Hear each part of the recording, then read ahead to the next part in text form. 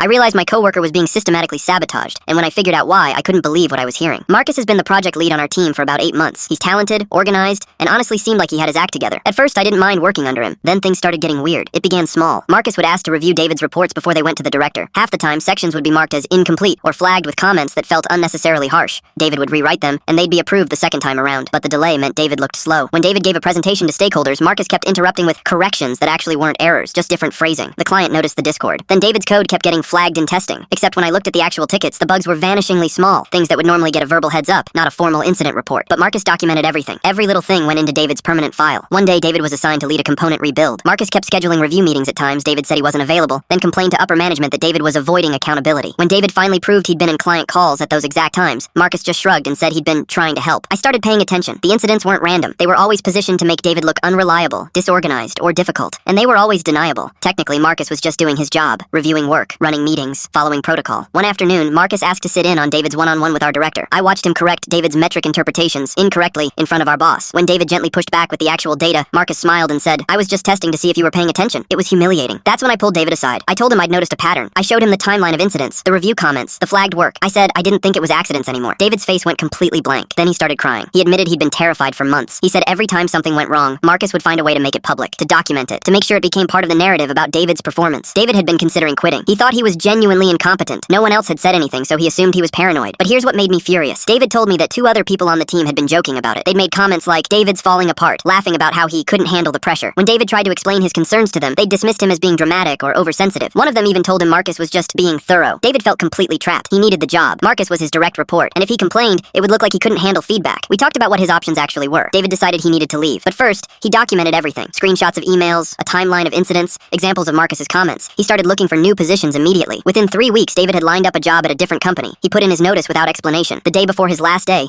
David asked for a meeting with HR. He walked through every incident, showed his documentation, explained the pattern. He didn't accuse Marcus of intentional sabotage. He presented the facts and let them draw their own conclusions. By the end of David's second week at his new job, HR contacted him. They'd opened an investigation. Turns out Marcus had a history. Other people started coming forward about similar dynamics. But more importantly, David called me last week and said something I'll never forget. "I feel like I can breathe again. I thought I was losing my mind, but you saw it. You believed me. That changed everything." That's what it takes sometimes. One person saying, "I see what's happening. You're not crazy. You don't deserve this." David's thriving now. He's doing genuine work for people who trust him, without someone systematically dismantling his confidence. He's already been asked to lead his first major project. Sometimes the most dangerous sabotage looks like professionalism.